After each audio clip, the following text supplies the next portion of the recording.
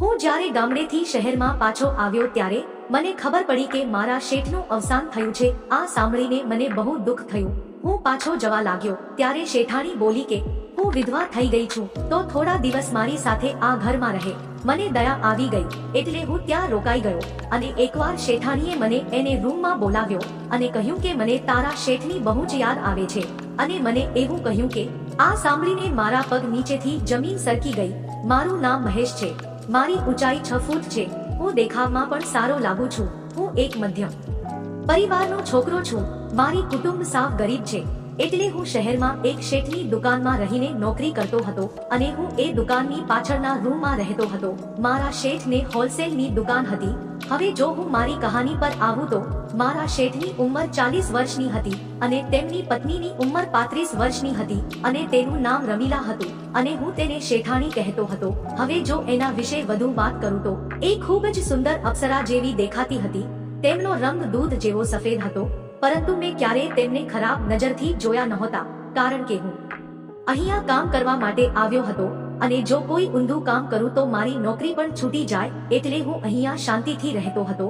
એકવાર મારે કામને લીધે ગામડે જવાનું થયું એટલે મેં મારા શેઠ પાસેથી રજા લીધી અને હું ગામડે આવી ગયો અને થોડા દિવસ પછી હું ફરી શહેરમાં આવ્યો અને સીધો દુકાને ગયો તો દુકાન બંધ હતી એટલે હું શેઠના ઘરે ગયો અને જ્યારે હું ઘરે પહોંચ્યો તો ઘરનો નજારો જોઈને એકદમ હેરાન થઈ ગયો કારણ કે મારા શેઠનું 4 દિવસ પહેલા અચાનક અવસાન થયું હતું।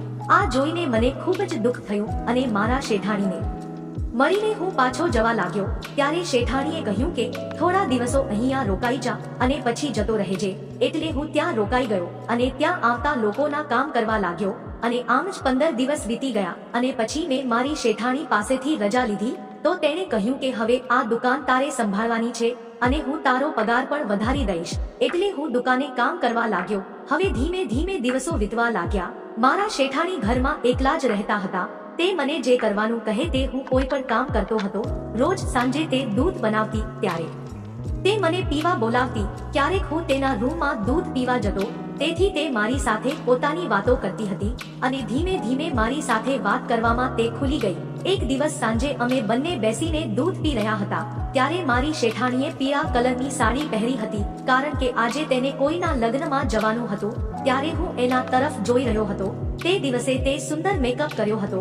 એણે તેના હોઠ પર લિપસ્ટિક લગાવી હતી। તેમના ગાલ લાલ ટમેટા જેવા લાગી રહ્યા હતા। હવે હું ધીમે ધીમે તેમને મનોમન પસંદ કરવા લાગ્યો હતો અને કદાચ તે પણ મને પસંદ કરવા લાગ્યા હતા। એક વખત સાંજે તેમના રૂમમાંથી રડવાનો અવાજ આવતો હતો એટલે જોવા માટે હું એને રૂમમાં ગયો તો મારા શેઠાણી રડી રહ્યા હતા। મને આવતો જોઈને એ ચૂપ થઈ ગયા। હું એમની બાજુમાં જઈને બેસી ગયો। જ્યારે મેં તેમને રડવાનું કારણ પૂછ્યું તો એણે કહ્યું કે મને તારા શેઠની ખૂબ જ યાદ આવે છે। પછી તે મને ગળે લગાડીને રડવા લાગી અને કહેવા લાગી કે હું તને ખૂબ જ પસંદ કરું છું અને જો તું મારી સાથે સંબંધ રાખે તો હું તને ખૂબ જ પૈસા અને પ્રેમ આપીશ અને મારી દુકાનમાં અડધો ભાગ પણ આપીશ। તેમની વાત સાંભળીને મારા મનમાં લાડવા ફૂટવા લાગ્યા કારણ કે મારા બંને હાથમાં લાડવા હતા।